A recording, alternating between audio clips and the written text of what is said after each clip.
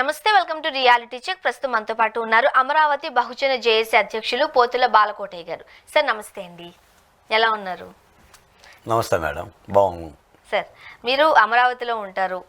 ఆ టైంలో రైతులకి సంబంధించి ఎవరైతే భూములు ఇచ్చారో వాళ్ళు ఉద్యమ బాట పట్టినప్పుడు ముందుగా మీరుండి వాళ్ళందరినీ నడిపించారు. ఓకే, సో ఆ రైతుల గురించి ఆ యొక్క కష్టాలన్నీ కూడా మీ భుజాల వేసుకుని పోరాడిన వారిలో మీరు ముఖ్యులు. అయితే ప్రస్తుతానికి మీరు విజయవాడ నుంచి అంటే అమరావతి నుంచి హైదరాబాద్ వచ్చారు. ఎవరిని కలవడానికి వచ్చారు? స్వర్ణ గారు నమస్తే. మీకు ఏహా టీవీ వీక్షకులకు అమరావతి ఉద్యమాన్ని నేను ఒక్కనే కాదు మేడం, భుజస్కంధాల మీద వేసుకుంది. నాతో పాటు అమరావతికి భూములు ఇచ్చిన మహిళలు, పలు జేఏసీలు, ఆంధ్రప్రదేశ్లో అన్ని రాజకీయ పక్షాలు, వితౌట్ వైసీపీ అప్పటి అధికార పార్టీ తప్ప అందరం కలిసికట్టుగా చేసిన ఉద్యమం. అలాంటి అమరావతి అంటే 1631 రోజుల శాంతియుత, అహింసాయుత, హింసాయుత ఉద్యమం గురించి నేను నా అమరావతి రణం రక్తం రాజసం అని ఒక పుస్తకం నేనే రాశాను. దాని ముందు మాట ఆంధ్రజ్యోతి చైర్మన్ రాధాకృష్ణ గారు రాస్తున్నారు. ఆయనకు ఆ పుస్తక కాపీని ఇవ్వటానికి వచ్చాను. అలాగనే ఈనాడు దినపత్రిక ఎడిటర్ నాగేశ్వరరావు గారిని, ఇలాంటి ప్రముఖుల్ని కలిసి వాళ్ళకి అవి అందజేయటానికి వచ్చాను. విషయం ఏంటంటే అమరావతి ఉద్యమం అనేది తెలుగు నేల మరువని మర్చిపోలేని ఒక సువర్ణ లిఖిత అధ్యాయం. మీరు ఇందాక అమరావతికి భూములు ఇచ్చారు అని అన్నారు రైతులు. అమరావతికి భూములు ఇచ్చారు కాదు, ఆంధ్రప్రదేశ్కు రాజధానిని ఇచ్చారు రైతులు. 28 రాష్ట్రాల్లో రాజధాని కోసం రైతులు ఇచ్చింది ఏముంది చెప్పండి. ఇప్పుడు మీ భాగ్యనగరాన్ని భాగమతి కోసం ఎవరో కట్టారు. ఈ భాగ్యనగరాన్ని తాజ్మహల్లో షాజహాన్ కట్టాడు తన ప్రేయసి కోసం. ఇంకొక రాజధానిని ఇంకో రాజు ఎవడో కట్టాడు. కానీ ఆంధ్రప్రదేశ్ అమరావతి రాజధానిని ఎవరు కట్టారు, ఎవరిచ్చారు? పొడమని నమ్ముకున్న రైతు ఇచ్చాడు, నాగలి పట్టిన రైతు ఇచ్చాడు. వాడి స్వేదజలంతో రాష్ట్రానికి రాజధాని వచ్చింది. ఆ రాజధాని మీద రాస్తున్న పుస్తకం గురించి తెలియజేయటం కోసం నేను వచ్చాను హైదరాబాద్. అంటే నాకు ఇక్కడ ఒక చిన్న సందేహం వచ్చింది. ఇప్పుడు గవర్నమెంట్స్ మారచ్చు, ముఖ్యమంత్రులు మారచ్చు, కానీ ఇదే మాట మాట్లాడతారని అనుకుంటారా మీరు? ఇప్పుడు చంద్రబాబు నాయుడు గారు ఉన్నారు, అమరావతి రాజధానిని కట్టింది నేనే, కట్టిస్తుంది నేనే, దాన్ని డెవలప్ చేస్తుంది నేనే అంటున్నారు చంద్రబాబు నాయుడు. మీరేమంటున్నారు? ఇది రైతులు ఇచ్చిన రాజధాని అంటున్నారు. ఆ క్రెడిట్స్ ఎవరికి ఇస్తారు? మీరు ముఖ్యమంత్రి గారికి ఇస్తారా, మీ రైతులకి ఇస్తారా? స్వర్ణ గారు, సహజంగా ఏంటంటే ముఖ్యమంత్రులు కానీ పాలకులు కానీ ఈ పని నేనే చేశానని చెప్పుకుంటారు. అది వాళ్ళ ధర్మం. ఇప్పుడు హైదరాబాద్ని ఎవరు కట్టారు? కేసీఆర్ గారిని నాకు కనిపించండి, కేటీఆర్ గారిని కనిపించండి, పోనీ ఇప్పుడు రేవంత్ రెడ్డి గారిని కనిపించండి. వాళ్ళు చెప్పుకుంటారు. కానీ ఒక ప్రాంతాన్ని కానీ, ఒక రాజధానిని కానీ, ఒక అభివృద్ధిని కానీ ఒక్కడే పెట్టడం, అది సమాజ గమనం. అది సాధ్యం కూడా కాదు. సాధ్యం కాదు. భాగ్యనగర చరిత్ర 450 సంవత్సరాల చరిత్ర. నిజాం నవాబుల దగ్గర నుంచి ఒక దగ్గర బొట్టు పెడితే వచ్చింది కాదు. ఇది సమాజ గమనం. మీ వేషధారణ అలా ఎందుకుంది, నా వేషధారణ ఇలా ఎందుకుంది? మానవ సామాజిక పరిణామ క్రమం అలాగనే ఉంటుంది. అభివృద్ధిని అలాగనే చూడాలి. కాకపోతే చంద్రబాబు నాయుడు గారికి అమరావతి ఒక రాజధాని ఆయన తలపెట్టాడు. విభజన చట్టం ద్వారా ఒక రాష్ట్రానికి రాజధాని కట్టుకోవాల్సిన అవసరం మా మీద వచ్చింది కాబట్టి, కేంద్రం మమ్మల్ని ఉన్న రాజధాని నుంచి వెళ్ళగొట్టింది కాబట్టి, ఆ రాష్ట్ర రాజధానికి డబ్బులు లేవు కాబట్టి రైతుల యొక్క భూములతో ఇక్కడ నిర్మాణం చేద్దామని ఆయన తలపెట్టాడు. అప్పుడు అసెంబ్లీ ఆమోదించింది. 175 మంది ఎమ్మెల్యేలు ఆమోదించారు. దానికి ఒక సిఆర్డీఏ చట్టం పెట్టారు. ఆఖరికి విపక్ష నేతగా ఉన్న జగన్మోహన్ రెడ్డి గారు కూడా ఆమోదించారు. No controversial at all in Amaravati. కానీ జగన్మోహన్ రెడ్డి గారు ముఖ్యమంత్రి అయిన తర్వాత కాంట్రవర్షియల్ అయింది Amaravati. Where is the living Jaganmohan Reddy గారు? ఆయన ఎక్కడ నివసిస్తున్నాడు? ఆంధ్రప్రదేశ్లో అమరావతిలో నివసిస్తున్నాడు. నివసించారు. అది అంటే అక్కడ సెంటర్ పాయింట్ అదే అనుకున్నారు కాబట్టి ఎవరున్నా ఇంక అక్కడే ఉండాలి. ఆయనే చెప్పాడు, నేను అమరావతిలోనే ఉంటున్నాను, ఇంకా చంద్రబాబు నాయుడు గారు సొంత ఇల్లు కట్టుకోలేదు, అద్దెంట్లో ఉంటున్నాడు, బాడిగిద్దిలో ఉంటున్నాడు, నేను సొంత ఇల్లు కట్టుకున్నాను అన్నాడు. తర్వాత ఆయన అధికారంలోకి వచ్చినాక కాంట్రవర్షియల్ అయింది. అంటే నేనేమంటానంటే, ఒక ప్రాంతాన్ని ఈ చంద్రబాబు నాయుడు గారు కట్టారు, ఈ లోకేష్ గారు కట్టారు, ఈ పవన్ కళ్యాణ్ గారు కట్టారు, కేసీఆర్ కట్టారు అని అనటం నాయకులుగా వాళ్ళు అంటే అనుకోవచ్చు, కానీ అట్లా ప్రాంతాలను ఒకళ్ళ కట్టరు. అభివృద్ధి కూడా అలా జరగదు. రేపు అభివృద్ధి కూడా కాలానుగుణంగా అమరావతి అభివృద్ధి చెందుతుంది. ఒక ఏడాదికో 2 ఏళ్లకో 3 ఏళ్లకో చకాచకా అన్నీ అవ్వవు. అంటే రాజధాని అంటే కన్స్ట్రక్షన్ కాదు మేడం, నిర్మాణాలు కాదు రాజధాని అంటే ప్రజాజీవన సౌందర్యం. ఈ రోజున భాగ్యనగరంలో 1 కోటి మంది బతుకుతున్నారు, సమస్త కులాలు బతుకుతున్నాయి, దేశాలు కాకుండా ఇతర దేశాలలో కూడా బతుకుతున్నారు. అంతెందుకు ఇప్పుడు రాజధాని అని చెప్పుకుంటున్న అమరావతి ప్రాంతానికి సంబంధించింది కానీ లేదా చుట్టుపక్కల విజయవాడ ఆ పరిసర ప్రాంతాల నుంచి ఎంతమంది హైదరాబాద్లోనో బెంగళూరులోనో చెన్నైలోనో వచ్చి బతకట్లేదు. ఇప్పుడు మీరు అన్నట్టు రాజధాని నిర్మాణం అనేది భవనాలు కాదు, కొంతమందికి ఉపాధి కలిగించే అంశాలు అక్కడ ఉండాలి. ఇప్పుడు హైదరాబాద్ నుంచి ఎవరికి అంటే విజయవాడ పరిసర ప్రాంతాలలో ఎవరైతే హైదరాబాద్లో ఉంటున్నారో వాళ్ళ సొంతూరు దగ్గరికి వెళ్ళిపోయి బతకగలగాలి. అది డెవలప్మెంట్ అంటే అంటారు కొంతమంది మీలాంటి పెద్దలు. ఇప్పుడు చెన్నైలో కూడా చాలామంది ఆ చుట్టుపక్కల ప్రాంతాల వారు ఉంటారు కదా, ఏదో ఉపాధి కోసం వెళ్ళిపోతూ ఉంటారు. వాళ్ళు తిరిగి వాళ్ళ ప్రాంతాలకు వచ్చేసి అక్కడ ఉపాధి పొందగలగాలి. అది అసలైన రాజధాని అంటారు మీలాంటి పెద్దలు. మీరేం చెప్తారు? ఇప్పుడు నగరం అంటేనే అభివృద్ధి అని అర్థం. పల్లె రమ్మంటుంది, పట్నం తెమ్మంటుంది అంటాడు ఒక రచయిత. అవును. అంటే సమస్త ప్రజలు బతకటానికి సంబంధించిందే నగర జీవితం. హైదరాబాద్ ఒక నగరం, 30 జిల్లాల ప్రజలు ఇక్కడికి వస్తారు, ఒక ఆంధ్రప్రదేశుడే కాదు, ఇతర దేశాలకు సంబంధించిన వాళ్ళు ఉన్నారు ఇక్కడ. మనం ఈ హైదరాబాద్లో తిరుగుతున్నప్పుడు కొన్ని పోర్టల దగ్గరికి వెళ్తున్నప్పుడు చైనా వాళ్ళు కనిపిస్తారు, అమెరికా వాళ్ళు కనిపిస్తారు. అలా ప్రపంచం అంతా కూడా సరళీకృతం అయిపోయి ఇలా సెల్ ఫోన్ చేతుల్లోకి వచ్చింది ప్రపంచమే. ఇది నాది అనే భావం కూడా ఏమీ లేదు. అలా ఉపాధి అవకాశాలు రాజధానిలోనే ఉంటాయి. రాజధాని అంటే ఒక ఆర్థిక పరిపుష్టి, ఆ రాష్ట్రాలకి ఆర్థికంగా ఒక తలమానికం, ఒక అక్షయ పాత్ర.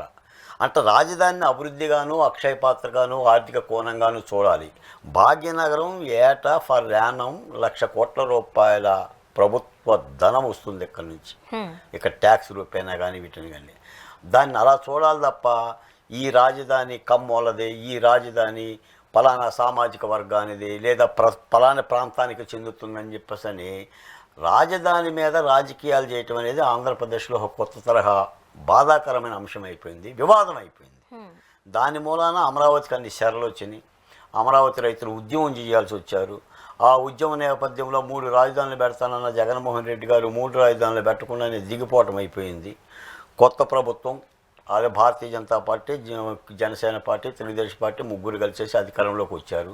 తిరిగి మళ్ళీ అమరావతి ఊపిరి పీల్చుకుంటుంది, తిరిగి లేచే ప్రయత్నం చేస్తుంది, ఫినిక్ పక్షిలాగా ఒక అడుగు వేసే ప్రయత్నం చేస్తుంది. ఇప్పుడు నేను ధైర్యంగా గతంలో ఎప్పుడన్నా హైదరాబాద్ వచ్చినప్పుడు బాలకోట గారు మీ రాజధాని ఏది అని అంటే ఆంధ్రప్రదేశ్కి 3 దిక్కులు చూసేవాడిని, విశాఖపట్నం వైపు, కర్నూలు వైపు, విజయవాడ వైపు.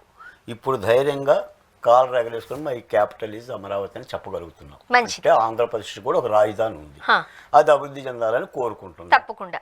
ఇప్పుడు ఎవరైనా అంటే ఇప్పుడు నేను కూడా ఆంధ్రప్రదేశ్కి చెందిన అమ్మాయినే కాబట్టి మనం ఎక్కడున్నా ఉండొచ్చండి. మనం ఏ ప్రాంతంలో ఉన్నాము అంటే మనం ఏ ప్రాంతంలో ఉన్నప్పటికీ మన మూలాలు ఎక్కడో మనకి సాటిస్ఫాక్షన్ ఇస్తూ ఉంటాయి, ఆ హ్యాపీనెస్ ఇస్తూ ఉంటాయి. అది మాట్లాడుకుంటే చాలు మనకు ఒకలాంటి ధైర్యం వస్తున్నట్టు, ఇది మా ఊరు అని.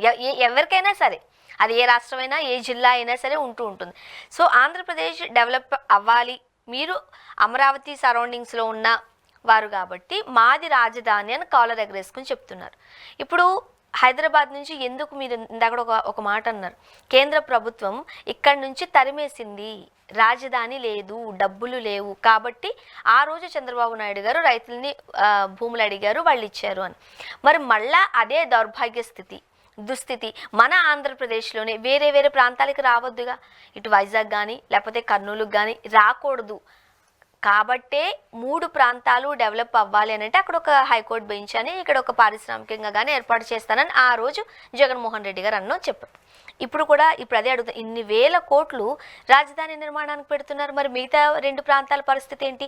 చాలా మంది ఉత్తరాలు రాస్తున్నారు, శర్మ గారు రాశారు, మీరేం చెప్తారు మరి? స్వర్ణ గారు, ఈ ప్రశ్న గత 5 ఏళ్ళు నడిచింది.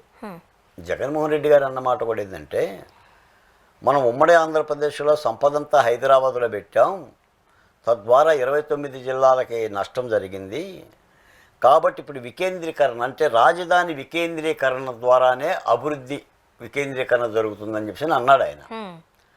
నిజానికి ఏంటంటే రాజధాని వికేంద్రీకరణ ద్వారా అభివృద్ధి జరగదు, అభివృద్ధి వికేంద్రీకరణ ద్వారా అభివృద్ధి జరిగింది. ఆయన రాజధాని అమరావతి చంద్రబాబు నాయుడు గారి మానసపుత్రిక. ఈ రాజధాని కనుక ఇక్కడ నిలబడితే ఆయన సామాజిక వర్గానికి మేలు జరుగుతుంది. భవిష్యత్తులో తెలుగుదేశం పార్టీని కూకటి వేలతో మనం చంపలేము. దీన్ని తుత్తినీలు చేయాలంటే ఈ ప్రాంతంలో ఇది ఉండకూడదు, దీనిని ఛేదించాలి అని ప్రహ్లాదుల మీద హిరణ్యకశిపుడు కక్షబట్టినట్టే కక్షబట్టాడు.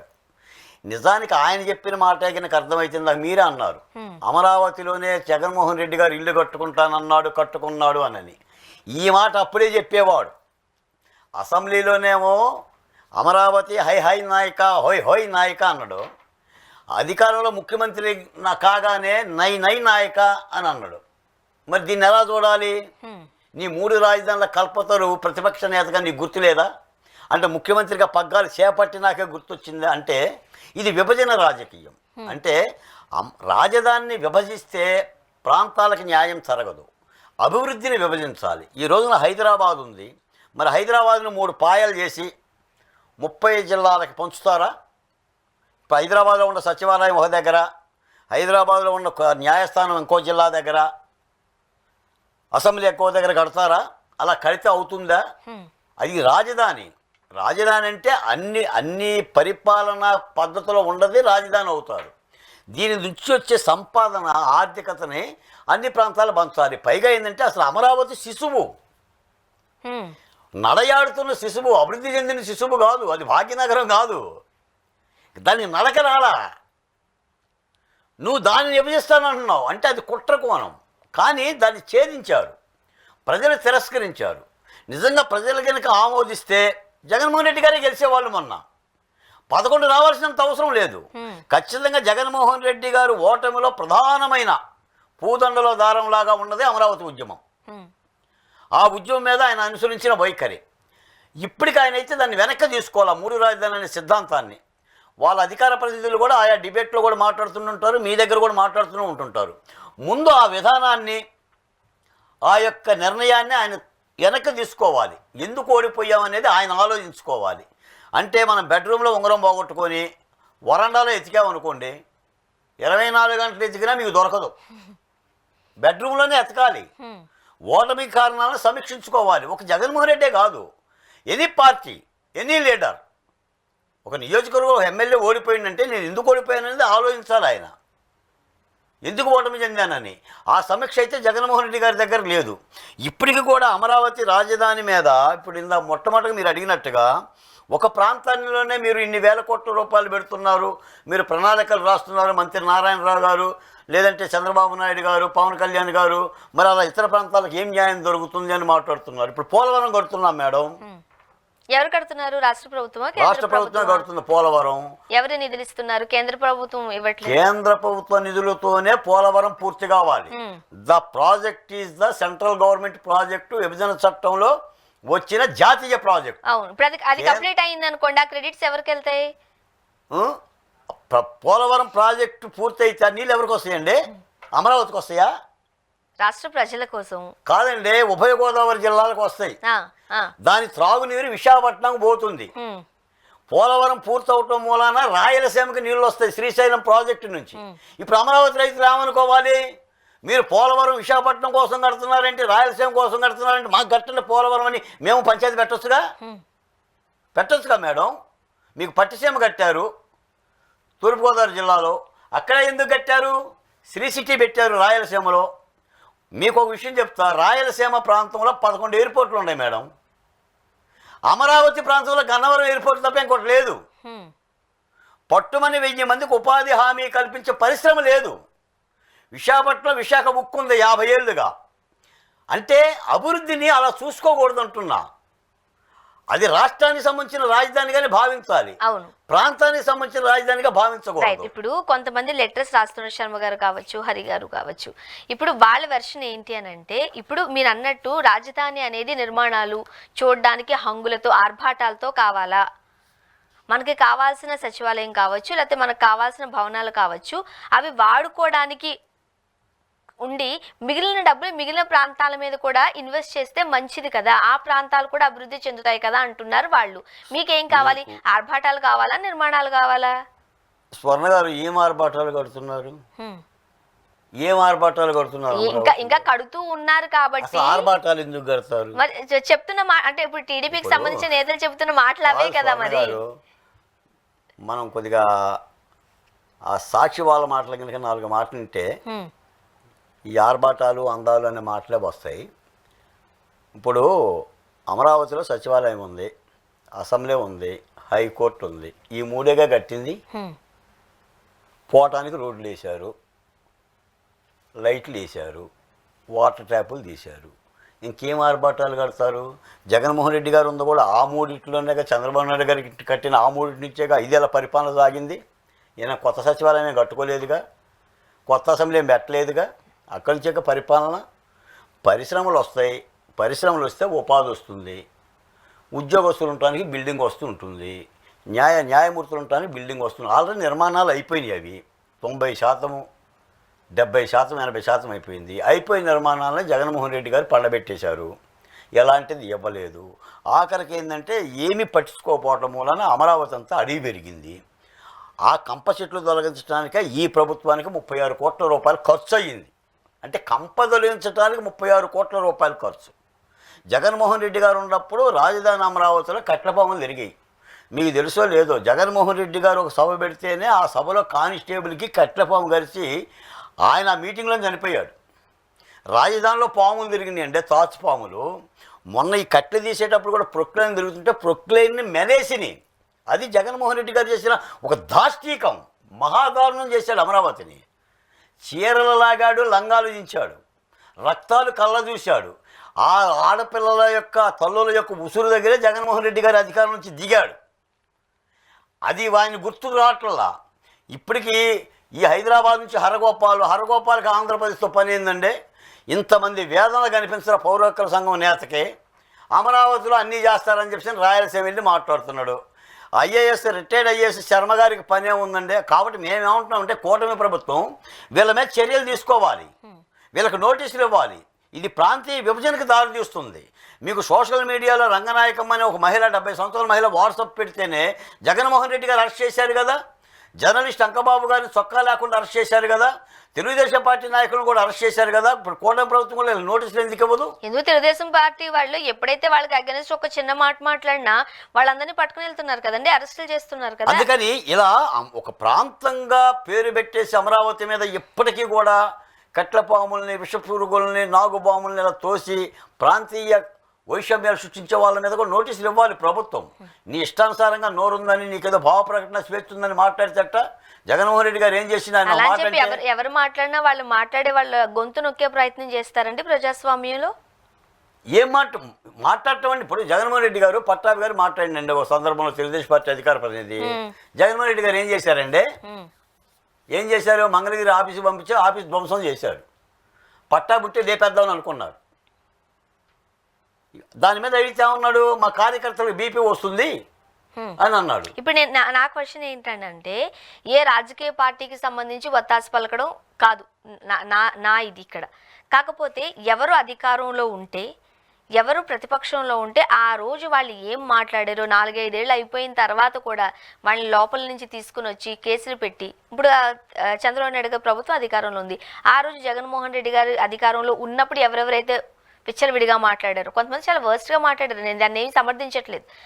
ఎవరెవరైతే మాట్లాడారో, కాస్త రాజకీయాలు తెలుసో జర్నలిస్టులుగా ఉన్న వాళ్ళను కూడా వాళ్ళ మీద కేసులు పెట్టడాలు, పోలీస్ స్టేషన్ తీసుకెళ్ళాలి, జైల్లో పెట్టించడాలు. వీళ్ళ అధికారంలో ఉంటే వాళ్ళపైన, వాళ్ళ అధికారంలో ఉంటే వీళ్ళపైన. ఎవరు ఏమి నోరిప్పి మాట్లాడకూడదు. అది ఎంతవరకు సబబంటారు? అసలు మాట్లాడకూడదు అనే మాట మీరు మీరు మీరు అంటే ఒక జేఏసీ అధ్యక్షులుగా ఉండి వాళ్ళ మీద కేసులు పెట్టాలి, వాళ్ళని అరెస్ట్ చేయాలని ఎట్లా అంటారు? అంటే తప్పు చేసిన వాళ్ళ మీద నేను ఎలా కేసులు తప్పు? పెట్టమంటాను. ఏం తప్పు అనిపిస్తుంది ఉదాహరణగా మీకు? బోరుగడ్డ అనిల్ ఉండండి. ఆ, పవన్ కళ్యాణ్ గారి ఇంట్లో దూరిపోయి వాళ్ళ బిడ్డలను మానభంగం చేస్తానని చెప్పింది. Are you accepted no that words? No, case పెట్టమంటున్నాను. పెట్టచ్చు. ఆర్జీబీ ఉన్నాడండి, మహిళలను హనం చేసే విధంగా మాట్లాడండి. ఎప్పుడు మాట్లాడారు ప్రభుత్వం రామ్ నోటీస్ గోపాల్ వర్మ ఇచ్చిందండి. గారు?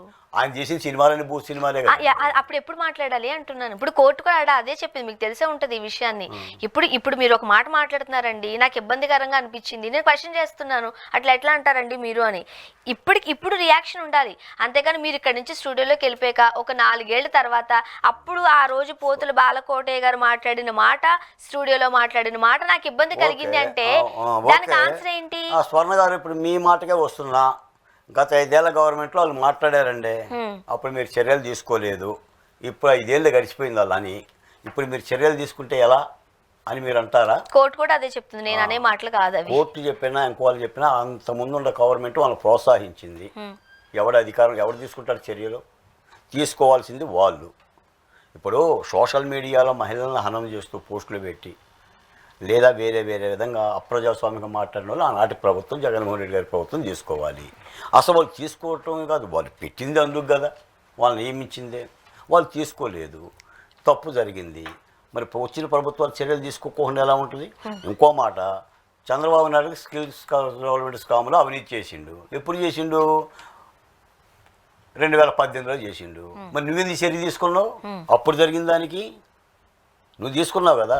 అచ్చెన్నాయుడు అరెస్ట్ చేసింది కూడా అందుకే కదా, దేవిని నోమాన్ అరెస్ట్ చేసింది కూడా అందుకే. మాటలు వేరు, కేసులు వేరు. అందుకని చట్టం ఎప్పుడు కూడా ప్రభుత్వాలు అప్పుడు జరిగిందా ఇప్పుడు జరిగిందా కాదు. ఇప్పుడు మనం మాటలు వేరు, మాటలు వేరు, మాటలు వేరు. మళ్ళీ చెప్తాను, మాటలు వేరు. ఏదైతే ఈ కేసులు ఉంటాయో, కేసులు మీన్స్ ఏదైతే ఆ అధికారంలో ఉన్నప్పుడు ఏదైతే ఒక ప్రాజెక్టులు కావచ్చు ఏదైనా చేపడతారో దాంట్లో సంబంధించి అక్రమాలు ఉంటాయి చూడండి, ఆ వెర్షన్ వేరు, ఈ వెర్షన్ వేరు. ఇలా మనం మాట్లాడుకుంటూ పోతే అది మీ దగ్గర ఎండప్ అవ్వదు, నా దగ్గర ఎండప్ అవ్వదు. ఎందుకనంటే ప్రజాస్వామ్యంలో ఉన్న ప్రజలకున్న ఆలోచన ఏంటి అనంటే, ఒక గవర్నమెంట్ అధికారంలో ఉన్నప్పుడు వేరే గవర్నమెంట్లో ఎవరెవరైతే ఏమేం చేస్తారో అవి తవ్వి తూడుకుంటూ ఉంటారు. ఈ గవర్నమెంట్ వచ్చినప్పుడు వాళ్ళ మీద కక్షపూరిత సాధింపులు. ఇవే ఏ గవర్నమెంట్ వచ్చినా సరే ప్రస్తుతం రాష్ట్ర ప్రజలు చూస్తున్నారు. కానీ కక్ష వేరు, జరిగిన తప్పులకి చర్యలు తీసుకోవాలి. కానీ ఇవన్నీ పక్కన పెడితే నిజంగానే అమరావతిలో నిర్మాణ పనులు ఎలా జరుగుతున్నాయి, ఎంతవరకు వచ్చాయి, ఇది మనం మాట్లాడుకోవాల్సిన వ్యాలిడ్ పాయింట్. అమరావతి నిర్మాణానికి రాష్ట్ర ప్రభుత్వమే చెప్తుంది.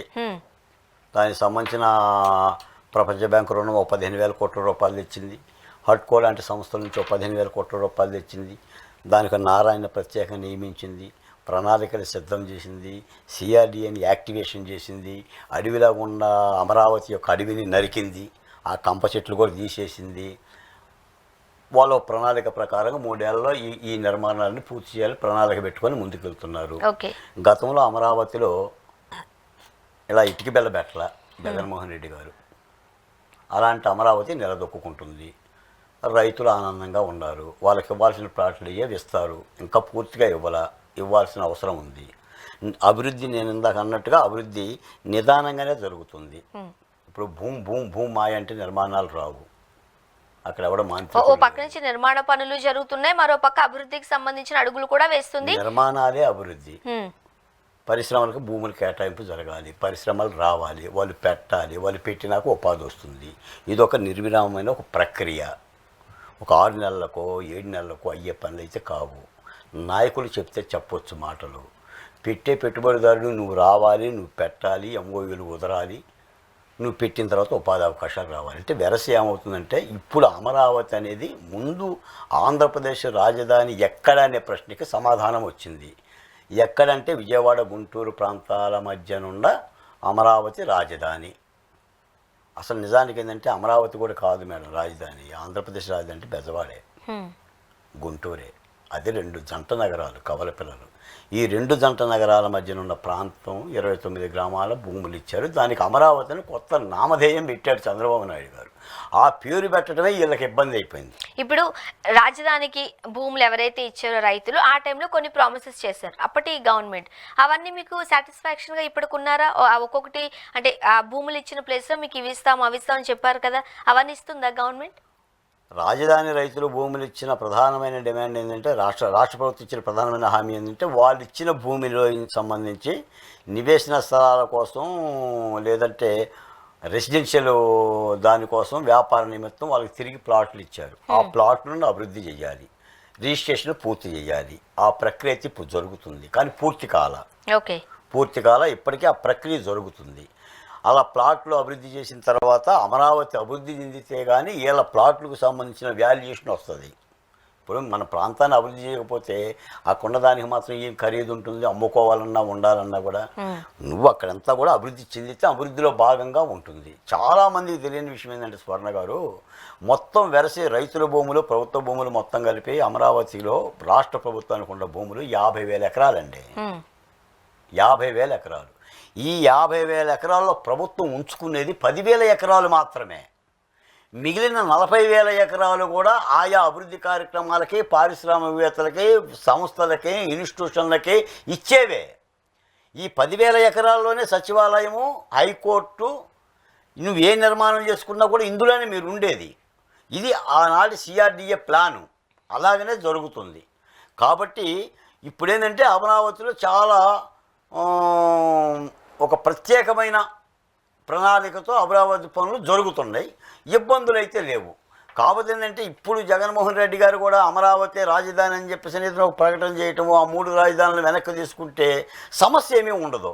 కాకపోతే ఏంటంటే ఇప్పుడు వచ్చిన చిక్కాలు ఏంటంటే వాళ్ళు కూడా మాట్లాడుతున్నారు. నిన్న సజ్జల రామకృష్ణారెడ్డి గారు మాట్లాడిండు, మేము 2 మాసాల్లో అధికారంలోకి వస్తాం, పంజాబ్ విసురుతాం. అసలు ఆల్రెడీ 5 సంవత్సరాలు పంజానే విసిరారు. వాళ్ళు పనిచేసారు బట్టే నా మెడలో ఆకుపచ్చని కొండవాళ్ళని బులు కొండవాళ్ళు వచ్చింది. ఎక్కడో పాత్రికేయుడిగా కళాలు పట్టుకొని మేము ఉండేవాళ్ళమే. అమరావతి ఉద్యమాలు చేసుకొని అమరావతి రాజధాని పుస్తకాలు రాసుకొని శరళబడే పరిస్థితికి మేము వచ్చాం. కాబట్టి ఆ రాజధాని మీద ఇబ్బందులు అయితే ఇంకా ఉన్నాయి, నేను కాదంటలే. మీ మాట సందర్భంగా మాట చెప్తాను స్వర్ణ గారు, ఇప్పటికి అమరావతి రైతుల మీద పెట్టిన కేసులు అయితే ఒక కేసు కూడా తీయలేదు మేడం. నిజానికి ఏంటంటే ఇప్పటికే కూటమి ప్రభుత్వాన్ని ఎట్టి పరిస్థితుల్లో రైతుల మీద పెట్టిన కేసులు రద్దు చేయాలంటున్నాం. జగన్మోహన్ రెడ్డి గారు తుని సంఘటనలో ఉన్న కేసులు మొత్తం రద్దు చేశాడు. తర్వాత కోనసీమలో స్వరూప్ గారి ఇంటి మీద దాడి జరిగితే పెట్టిన కేసులన్నీ రద్దు చేశాడు. కానీ ఇక్కడ కూటమి ప్రభుత్వం వచ్చి 7 మాసాలైనా అమరావతి రైతుల మీద పెట్టి ఏం కేసులు ఇవన్నీ? చీరలు లాగిన కేసులు, జాకెట్లు దించిన కేసులు, మహిళల మీద లాఠీ చార్జ్ చేసిన కేసులండి. మేము ధర్నాలు చేసిన కేసులు, పాదయాత్ర చేసిన కేసులు, దేవదేవుని దగ్గరికి వెళ్తున్నట్టే పాదయాత్ర సందర్భంగా పోలీసులు పెట్టి కేసులు. కాబట్టి వీటిని తీయాలని కూడా అడుగుతున్నాం. మరి ఆ దిశగా ప్రభుత్వం కూడా ఆలోచిస్తామంటుంది. నిన్న మొన్న కూడా ఇది సమీక్ష సమావేశాలు జరుగుతుంది, రైతులందరూ కూడా మాట్లాడుతున్నారు. కాబట్టి వెరసి ఏమవుతుందంటే అమరావతిలో అభివృద్ధి కార్యక్రమాలు తిరిగి ప్రారంభమైనవి. దాదాపు 40,000 కోట్ల రూపాయలతో ప్రణాళికలు సిద్ధం చేశారు. ఇప్పుడు ఈ ఏడాదే దాదాపు 14,000 కోట్ల రూపాయల ప్రణాళికతో పనులు చేపట్టారు. ఓకే, ఇప్పుడు కూటమి ప్రభుత్వం అధికారం చేపట్టి 7 నెలలు కావస్తోంది. హనీమూన్ పీరియడ్ అయిపోయింది 6 నెలలకి. ఏం చెప్తారు ఈ 7 నెలల పాలన గురించి? 7 నెలల పాలన అంటే సూపర్ 6 అంటూ వచ్చారు. ఇప్పుడు ప్రశాంతత ఉంది. అటు పవన్ కళ్యాణ్ గారు కానీ, చంద్రబాబు నాయుడు కానీ, లోకేష్ గారు కానీ వాళ్ళు అభివృద్ధికి సంబంధించిన ఎక్సర్సైజులు వాళ్ళు చేస్తున్నారు. పారిశ్రామికవేత్తలతో మాట్లాడుతున్నారు, అమెరికా పోతున్నారు, విదేశాలకు పోతున్నారు. కరెంట్ ఛార్జెస్ ఏం పెరగలేదా మీకు? మీ కరెంట్ బిల్లులు ఏమైనా మార్పులు రావట్లేదా? చంద్రబాబు నాయుడు గారు కూడా మోడీ గారిని కలిశాడు, పోలవరాన్ని నిధులు అడిగాడు, అమరావతి విషయాన్ని ఆయన దృష్టికి తీసుకెళ్ళాడు అన్నాడు. కరెంటు ఛార్జీలు పెరగవా అంటే కరెంటు ఛార్జీలు పెరగవా కాదు, మీ కరెంటు బిల్లులు ఏమైనా డిఫరెన్స్ తెలిసిందని? ఇంతకుముందు 2-3 గెస్టులతో మేము మాట్లాడాము. జగన్మోహన్ రెడ్డి గారి హయాంలో దాదాపు 8 సార్లు పెంచారు. అందుకే కదా మేము పెంచాం. అక్కడ ఎప్పుడైతే అధికారంలోకి వచ్చినప్పుడు ప్రచారంలో భాగంగా కరెంటు ఛార్జీలు పెంచము, ఇప్పుడు పెరుగుతాయన్నది పక్కన పెడితే అసలు పెంచము, ఉన్నదాన్ని కూడా మేము తగ్గిస్తాము అని ప్రామిస్ చేశారు. ఆ ప్రామిస్ ఎక్కడికి వెళ్ళింది అనేది ఇప్పుడు ఏపీ ప్రజలు ప్రశ్నిస్తున్న ప్రశ్న. ఏపీ ప్రజలే కాదు, ప్రతిపక్ష పార్టీ కూడా ప్రశ్నిస్తున్న ప్రశ్న అదే. ఆఫ్ కోర్స్ వైసీపీ పార్టీ కూడా క్వశ్చన్ చేస్తారు. మేము కరెంట్ ఛార్జీలు పెంచాము, పెంచలేదనే అంటలా, పెంచాము, మరి మీరు కూడా పెంచారుగా అంటున్నారు. అంటే పెంచమని చెప్పారు కదా ఆ రోజు చంద్రబాబు నాయుడు గారు. వీళ్ళు పెంచారా పోనీ? వైసీపీ పార్టీ పెంచింది. అందుకే కదా తీసి పక్కన పడేశారు, అందుకే కదా తీసి పక్కన పెట్టారు. అందుకని మీకు ఆ పరిస్థితి రావద్దు అని అనుకుంటే మళ్ళా ఇచ్చిన మాట నిలబెట్టుకోవాలి కదా. కరెంట్ ఛార్జీలు అయితే పెంచిన మాట యథార్థంగానే చెప్తున్నారు చాలామంది. అంటే ప్రభుత్వం తప్పనిసరి పరిస్థితి అంటే ఆ ఎంఓయూలు, ఆ కరెంటు నిర్వహణ, వాటికి సంబంధించి అసలు రాష్ట్రం మొత్తం కూడా ఆర్థికంగానే కుదేలైంది మేడం అసలు ఇప్పటికి స్టిల్. అంటే ఇప్పుడు చంద్రబాబు నాయుడు గారు అంటే గుడ్ అడ్మినిస్ట్రేషన్ ఉన్న పర్సన్. ఆయన ఒక ముఖ్యమంత్రిగా కూడా కన్నా కూడా ఒక గుడ్ అడ్మినిస్ట్రేటర్గానే చూస్తూ ఉంటారు. ఆయనకి తెలియదా రాష్ట్ర పరిస్థితి ఇది, మేము అధికారంలోకి వచ్చినట్లయితే కరెంటు ఛార్జీలు పెంచాల్సిన తప్పనిసరి పరిస్థితులు అని తెలియదా చంద్రబాబు నాయుడు గారికి? తెలిసి కూడా ఉన్నవి మేము తగ్గిస్తాం. ఇప్పుడు పెంచకపోవడం పక్కన పెడితే ఉన్నదాన్ని కూడా తగ్గించేస్తానని ఎట్లా చెప్పారు? కేవలం అధికారంలోకి రావడం కోసం ఆ రోజు అధికారంలోకి రావడం కోసం ఏ మాట పడితే ఆ మాట అనేస్తారా అనేది ఏపీ ప్రజల మనసులోని మాట. మనసులో కాదు, బహిరంగంగానే చెబుతున్నారు కదా. కాదు స్వర్ణ గారు, 5 ఏళ్ళు జరిగిందంతా కూడా విధ్వంసమే, ఆదాయం లేదు. అది అయిపోయింది, అందుకోసమే తీసేశారు అంటున్నా నేను. ఆదాయం వచ్చేస్తుంది. మీరు వెనక్కి మళ్ళీ వెళ్తున్నారు. నేను అడిగిన ప్రశ్న మీరు మళ్ళీ వెనక్కి వెళ్ళొద్దు. సారీ, మీరు మళ్ళీ వెనక్కి వెళ్తున్నారు. మీరేమీ చేయట్లేదు కాబట్టి, రాష్ట్రాన్ని అంధకారంలోకి నెట్టేశారు కాబట్టి, అన్ని రంగాలుగా మీరు మొత్తం రాష్ట్రాన్ని భ్రష్టు పట్టించారు కాబట్టి మీరు అనే మాటల్లో తీసి పక్కన పెట్టేశారు. మరి మీరు వచ్చి కూడా అదైతే ఎలా? మీ మాటకే వస్తున్నా. ఇప్పుడు నా మాట కాదు, ఏపీ రాష్ట్ర ప్రజల మాట. వైసీపీ పరిపాలన 3,000 రూపాయలు ఇచ్చారండి పెన్షన్. కూటమి ప్రభుత్వంలో 4,000 రూపాయలు ఇస్తున్నారండి. ఇస్తున్నారా? ఇంకా ఇస్తున్నారు. ఎంతమందికి ఇస్తున్నారు తెలుసా మీకు? ఏపీకి సంబంధించి మేము కొంతమందితో మాట్లాడాము. వాళ్ళు చెబుతున్న మాట, జగన్మోహన్ రెడ్డి గారు అనర్హులందరికీ పెన్షన్లు ఇచ్చేశారు కాబట్టి వాళ్ళందరినీ తీసి పారేస్తాము అంటూ ఎంతమందికి వాటిని ఆపేశారు? అనర్హులను తీసేస్తామని అంటున్నారు. అనర్హులను ఇంకా తీసేస్తాం అంటున్నారు. అనర్హులను తీసేయరా మేడం? అనర్హులను ఉంచుకుంటారా ఏంటి? ఇప్పుడు పెన్షనర్స్ అనేది నేను అంటే రాజకీయవేత్తలు కావచ్చు, విశ్లేషకులు కానీ చెబుతున్నమాట, పెన్షనర్స్ కావచ్చు, లేకపోతే ఇబ్బందికరమైన పరిస్థితులు ఉన్న వాళ్ళు నెంబర్ పెరుగుతుందా తగ్గుతుందా? నేను మాట చెప్తాను స్వర్ణ గారు, రాజకీయాల కోసం రాజకీయ పార్టీలు 1,00,000 మాట్లాడవచ్చు. వాళ్ళకి 3,000 రూపాయలు పెన్షన్ ఇవ్వడానికి, 1,000 రూపాయలు ఇవ్వడానికి 5 ఏళ్ళు పట్టింది. ఆ రోజు మీలాంటి వాళ్ళు నాలాంటి వాళ్ళు అడిగినా కూడా రాష్ట్రం పరిస్థితి బాగలేదు, అందుకని 250 రూపాయలు ఇస్తాం, పెంచుకుంటూ పోతాం అన్నారు. కూటమి ప్రభుత్వం రాగానే మీరు ఆ సూపర్ 6 ఎందుకు ఇవ్వట్లేదు, మీరు ఆర్టీసీ బస్ ఛార్జీలు ఎందుకు ఇవ్వట్లేదు, మీరు గ్యాస్ పథకాలు ఎందుకు ఇవ్వట్లేదు, మీరు కరెంట్ ఛార్జీలు ఎందుకు ఇచ్చారు అంటున్నారు. వాళ్ళు ఉన్నప్పుడు మచ్చటంగా బాస్ పెట్టేసుకొని దీన్ని వెళ్ళిపోయారు. ఇక్కడ ఏమీ లేదు. ప్రభుత్వం మారినంత మాత్రం ఆదాయం వస్తుందని కాదు, పరిపాలన గాడిలో పెడుతున్నారు.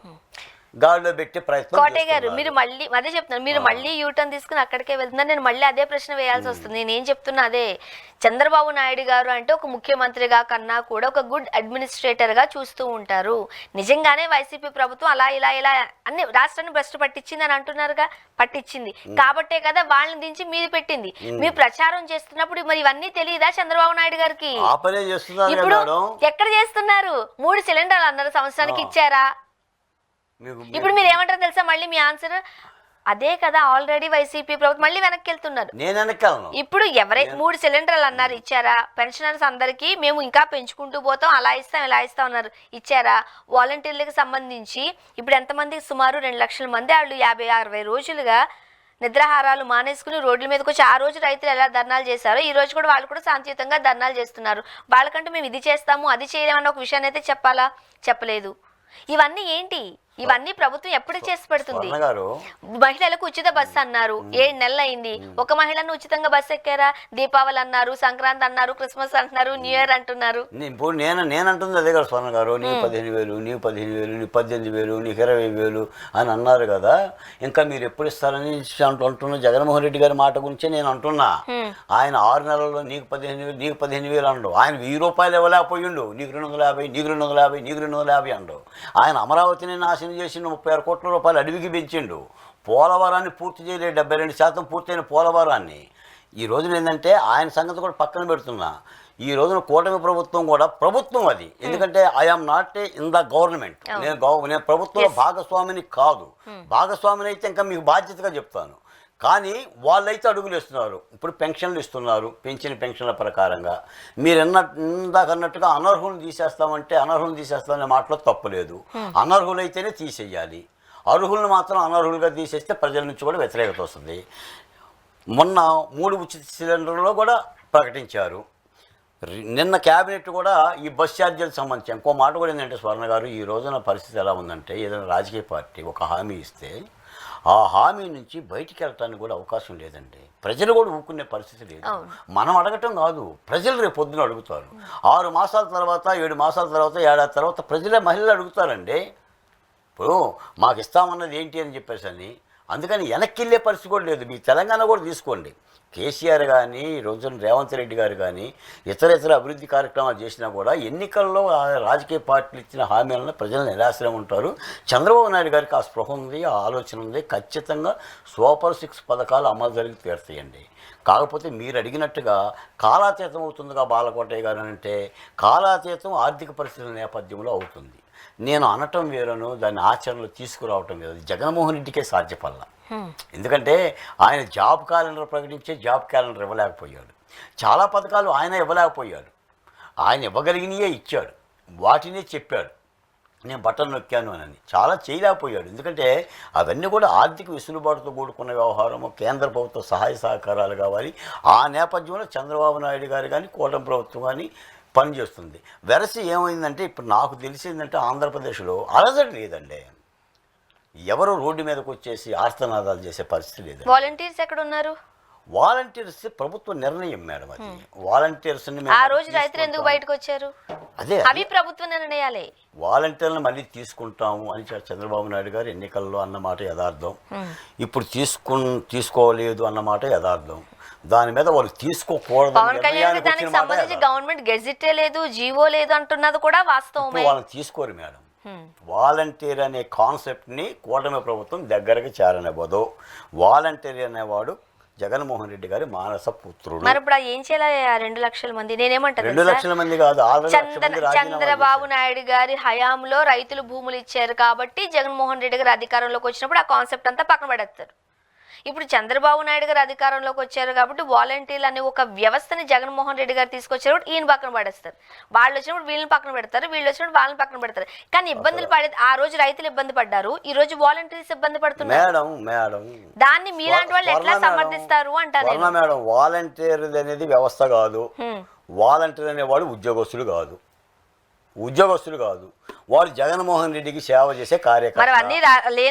మేడం మీరు చెప్పండి, నెలకు 5,000 రూపాయలు చేస్తాను కోరి పని చేస్తారు చెప్పండి మేడం. 5,000 రూపాయలకి 10,000 ఇస్తానన్నారుగా చంద్రబాబు నాయుడు గారు. మీరు వ్యవస్థ అంటున్నారు. 5,000 రూపాయలకి 5 సంవత్సరాలు పరమవీర బిరుదులు ఇచ్చి ఆయన కార్యకర్తగా వాడుకొని సమాచారంగా చేసుకున్నాడు. అలాంటి వాలంటీర్లు వాళ్ళు మాత్రం ఎక్కడ దగ్గర మనం చెప్పాడు మంత్రి కూడా. మళ్ళీ అదే చెప్తున్నా, మీకు ఇన్ని విషయాలు తెలుసు, మీకే తెలుసు అని అంటే మరి చంద్రబాబు నాయుడు గారికి తెలియదా? ఆ రోజు ఏదైతే ప్రచారంలో భాగం ఉందో వాలంటీర్ వ్యవస్థను అట్లానే కంటిన్యూ చేస్తాము అది తెలీదా? ఆ రోజు ఏం చేయాలని ఆ రోజు తెలీదా? వాలంటీర్ లేకుండా డిస్ట్రిబ్యూషన్ అవుతున్నాయి కాదు, అదే చెప్తున్నానండి కోటయ్య గారు. మీరు వాలంటీర్ పెన్షన్ ఇవ్వగలుగుతున్నారు 100%. నాకు డౌట్ వచ్చింది, అడుగునా? మీరు జేఏసీ అధ్యక్షులుగా ఉన్నారా, టీడీపీ పార్టీకి సంబంధించి వత్తాసు పలుకుతున్నారా? సరే, ఇప్పుడు టీడీపీ పార్టీకి వత్తాసు కాబట్టి ఇప్పుడు జగన్మోహన్ రెడ్డి గారు తీసి మళ్ళీ నెత్తిగా పెట్టుకోమంటారా? నేను అంటలేదా, నేను అదే చెప్తున్నా. మీరు జేఏసీకి సంబంధించి అంటే ఒక ఇష్యూకి సంబంధించి మీరు ఇండిపెండెంట్ గా మాట్లాడడానికి డిసైడ్ అయ్యారు. మాట్లాడుతున్నా వాలంటీర్ ఉద్యోగస్తులా మీరు చెప్పండి. పోనీ సరే, 5,000 రూపాయలకి ఆంధ్రప్రదేశ్ దేశంలో పనిచేసేవాడిని చూపించండి నాకు. అది జగన్మోహన్ రెడ్డి గారు మానసపుత్రుడు, ఆయన కోసం పెట్టుకున్నాడండి. మరి ఎందుకు చంద్రబాబు నాయుడు గారు 10,000 ఇస్తామని చంద్రబాబు అన్నమాట నేను చెప్తున్నా. ఆయన ఎన్నికల్లో అన్నాడు వాలంటీర్లు అన్నారేమో అని నేను ఒకసారి షాక్ అయ్యాను. మీకు అన్ని రికార్డ్స్ చూపించాలా ఏంటి? అన్నాడు. ఇంకో మాట కూడా చెప్తున్నా, మీకు 1,00,000 మంది ఆల్రెడీ రాజీనామా చేశారు ఎన్నికలకు ముందే. అవును, చేపించారు. జగన్మోహన్ రెడ్డి గారి కోసం పని చేయడానికి మిగిలింది 1,00,000. ఆ 1,00,000 మందిని తీసుకోమని నిర్ణయం వాళ్ళు ప్రకటించేశారు మొన్న కేబినెట్ లో. ఎట్టి పరిస్థితుల్లో వాలంటీర్లను తీసుకోరండి. అసలు వాలంటీర్ సిస్టమ్తో పని లేదండి. పని లేనప్పుడు ప్రచారంలో ఓట్లు పని వేయించుకోవడం లేదు. మరి ఆ వాలంటీర్స్ మరి నువ్వు అమరావతి ఉంటుందన్నా, మరి నువ్వేం చేశావు? అందుకే నువ్వు పోలవరం పూర్తి చేస్తానన్నా, నువ్వేం చేశావు? ఇలాగనే ఉంటుంది. అసలు వాలంటీర్ అనేది ఆ జాబ్ హోల్డర్ కాదు. జేసీగా రాలేదు, నాకు అర్థమైంది. జేసీ కదండి, పార్టీకి సంబంధించి మాట్లాడుతున్నారు మీరు. పాలనే మేడం నేను చెప్తున్నానండి, వాళ్ళు పెన్షన్లు ఇవ్వడానికి పెట్టుకున్నారండి, ప్రధాన ఇంటింటికి తిరిగి. ఈ రోజు నా కార్యక్రమం నడుస్తుంది. ఇష్టం ఉన్న వాలంటీర్లు ఉన్నారు, ఆ రాజీనామాలు చేసే వాళ్ళని మాత్రం తీసుకోవడంలా ఏంటి అది. వాళ్ళు కూడా మొన్న క్యాబినెట్ దగ్గర కూర్చున్నారు, మంత్రి దగ్గర మాట్లాడుతున్నారు, ఏదో ధర్నాలు కూడా చేశారు. ప్రభుత్వం నిర్ణయంగా తీసుకుంది అది, వాలంటీర్లు మేము తీసుకోము అని. మరి వాలంటీర్లు ఓట్లు అడగకుండా ఉండాల్సింది కదా ఆ రోజు. వాలంటీర్ సమస్య కాదండి. జగన్మోహన్ రెడ్డి గారికి వత్తాసు పలుకుతూ ఒక కార్యకర్తలుగా పనిచేసినప్పుడు మంత్రులు క్యాబినెట్ లో తీసుకోవచ్చు కదా అని అడిగేటట్టుండారు మీరు. వాళ్ళు వైసీపీ కార్యకర్తలు అండి, వాళ్ళే చెప్పారండి వాలంటీర్లు మా కార్యకర్తలు అని విజయసాయి రెడ్డి గారు చెప్పారు. ఈ రోజు మీరు ఏదైతే డిసైడ్ అయ్యి మాట్లాడుతున్నారో అవన్నిటికీ నేను ఏకీభవించే మాట్లాడుతున్నాను. కానీ ఇవే మాటలు మీరు అధికారంలోకి రాకముందు ప్రచారంలో భాగంగా చూడండి, వాలంటీర్ వ్యవస్థ మాకు అవసరం లేదు, వాలంటీర్ వ్యవస్థ లేకుండానే మేము పెన్షన్లు ఇస్తాం, వాలంటీర్ వ్యవస్థ లేకుండానే మేము అది చేస్తాం ఇది చేస్తాం, ఇవి చెప్పి కదా మీరు అధికారంలోకి రావాలి. ఇప్పుడు వాలంటీర్లు అంటే మీకు అంత లవ్ ఏంటండి? రైతులు అన్నప్పుడు కూడా ఇలానే పోరాడామండి. వాలంటీర్ కార్యకర్త రైతులు కోటయ్య గారు మీరు అలా మాట్లాడకూడదు మేడం. వైసీపీ కార్యకర్త రైతులు భూములు ఇచ్చిన తర్వాత అది ఏ ప్రభుత్వం అయినా సరే మీరు అన్నారు ఒక మాట, వాలంటీర్ వేడు మేడం. ఇదే మాట చెప్పి అధికారంలో చెప్పండి. వాలంటీర్ మా కార్యకర్తలు 90% మా ఊళ్ళో ఉండాలని వాళ్ళే చెప్పారు. 1,00,000 మంది రాజీనామాలు చేశారు. చెప్పాల్సింది కదా అంటారు. ప్రభుత్వం చెప్పేసింది ఆల్రెడీ. ఎప్పుడు అధికారంలోకి వచ్చాక తీసుకోమని చెప్పింది. అధికారంలోకి వచ్చాక అప్పుడు చెప్తారా మీరు జీవో లేదు అని? వాలంటీర్లు కాదని అది చెప్పండి మీరు చెప్పారు. అధికారంలోకి వచ్చిన తర్వాత మేము మాట మార్చుతాం. క్యాబినెట్ మేము తీసుకోమని చెప్పేసిందండి. అయ్యో కోటయ్య గారు మళ్ళీ అదే చెప్తున్నా, మీరు ఇప్పుడు ఏదైతే ఒక మాట అంటున్నారో వాలంటీర్ అన్నది వ్యవస్థే కాదు. ఓకే, ఇంకొక మాట, వీళ్ళందరూ జగన్మోహన్ రెడ్డి గారి కార్యకర్తలు. ఈ మాటలన్నీ నేనేమి కాదు కూడదని నేను అనట్లేదు, మీ మాట దగ్గర నేను ఆగుతున్నా, మీ ఉద్దేశం దగ్గర నేను ఆగుతున్నా, రెస్పెక్ట్ ఇస్తున్నా. బట్ ఇవే మాటలు మీరు అధికారంలోకి రాకముందు ప్రచారంలో చెప్పాల్సింది. వాలంటరీ అన్నది వ్యవస్థ కాదు, మేము వచ్చాక కంటిన్యూ చేయము, దాని మీద జీవోనే లేదు, మీరు ఓట్లు వేస్తేయండి లేకపోతే మానేయండి, మేమైతే చేయమని కదా చెప్పాలి. అధికారంలోకి ఖచ్చితంగా అడుగుతాం. అదే చెప్తాను, ఎందుకు అడగలేదు? ఇప్పుడు మేము రాష్ట్ర ప్రజలకి సంబంధించి విజయసాయి రెడ్డి గారు వాలంటీర్లు మా కార్యకర్తలు అన్నావు కదా, ఇప్పుడు వాళ్ళు ఎట్లా తీసుకుంటారా అని కూడా అడుగు. ఎవరు ఆయన అది కూడా అడుగుతాం. మీరు ఒక పార్టీకి సంబంధించి వకాలత పుచ్చుకుని మాట్లాడుతున్నారు కానీ మేము అలా మాట్లాడట్లేదు గారు. దాని గురించి అంత ప్రొలాంగ్ అక్కర్లా, ప్రభుత్వం ప్రకటించేసి రైతులు భూమి మీదకి వచ్చినప్పుడు వంట వార్పు చెప్పిన రైతులు కన్నీటితో రోడ్డు మీదకి వచ్చి వంట వార్పులు చేసుకుని శాంతియుతంగా చేసినప్పుడు అప్పుడు జరిగిన తోపులాటలు కావచ్చు, లేకపోతే లాఠీ చార్జీలకు సంబంధించి కూడా ఇంతే వాయిస్ రేస్ చేసి మాట్లాడాం మేము. ఈ రోజు మీకు వాలంటీర్లు అంటే అంత లవ్ ఏంటి అంటున్నారు, రైతులు అన్నా కూడా అంతే లవ్. వాలంటీర్ వ్యవస్థ కాకుండా ఇంకొక వ్యవస్థ వచ్చి రోడ్డు మీద వస్తే వాళ్ళ మీద కూడా అంతే ప్రేమ. మీరు కమిట్ అవ్వట్లేదు. వాలంటీర్ మీన్స్ వైసీపీ వర్కర్, అది వాళ్ళు చెప్పిన మాట. ఆ రోజు చెప్పుకుంటే బాగుంటుందని నేను అంటా. నేను చెప్పిన మాట కాదు, జగన్మోహన్ రెడ్డి గారు చెప్పిన మాట కూడా. వాలంటీర్ మా కార్యకర్త పేరుని నాని గారు చెప్పారండి. Volunteer to CM, CM to volunteer, మేమందరం నిమిత్తం మాత్రం అని చెప్పారండి. అలాంటి వ్యవస్థను కూటమి ప్రభుత్వం దగ్గరకు తీసుకోదండి.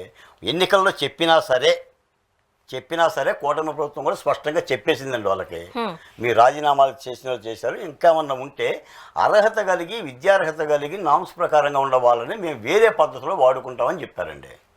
ఆ ప్రాసెస్ ఏదో జరుగుతుంది, చూద్దాం, అంతవరకే ఉంటుంది. అంతే తప్ప సిస్టమ్ మొత్తాన్ని 2,50,000 మంది అయితే వాళ్ళు పెట్టుకోరండి.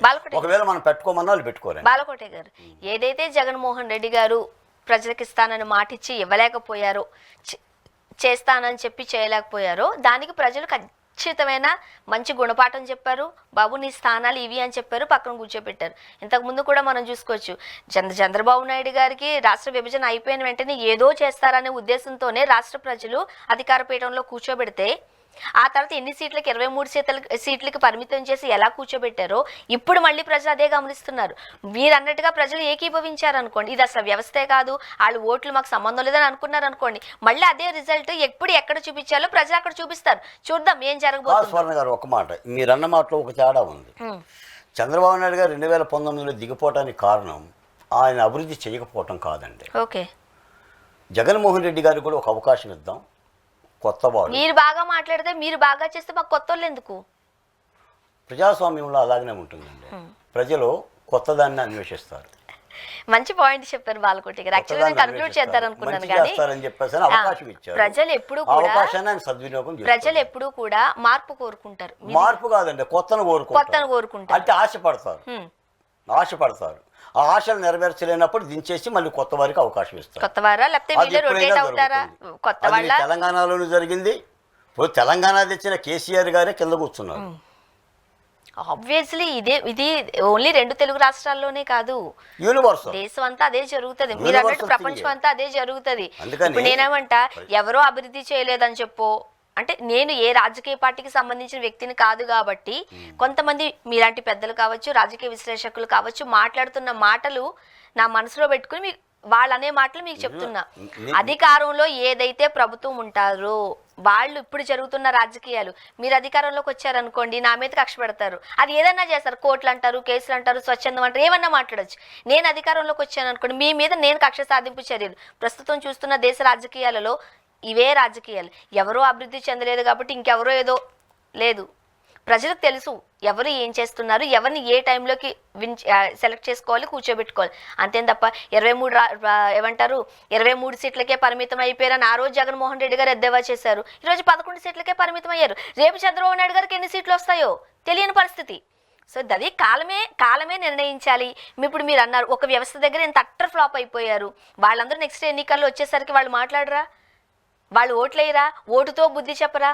చూద్దాం ఏం జరగబోతుందో. థ్యాంక్ యూ సో మచ్ అండి. కాదండి, ప్రభుత్వాలు ప్రజాస్వామ్యంలో ప్రభుత్వాలు మారుతాయి మీరు అన్నట్టుగా. మారాలి కూడా. ఏ ప్రజలకి ఆశలకి మనం అనుగుణంగా ఉన్నామో ఆ ప్రభుత్వం ఇంకోసారి ఉంటుంది. ఆ ఆశలు కనుక నెరవేర్చలేకపోతే ఆ ప్రభుత్వం దిగిపోయి మళ్ళీ కొత్త వారు వస్తారు. అది ఎవరన్నా అవ్వచ్చు, XYZ. అది ప్రజాస్వామిక సూత్రం. అది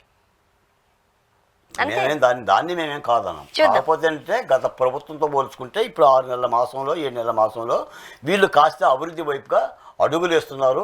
ఇంకా చాలా తక్కువ కాలం అన్నది మీ అభిప్రాయం.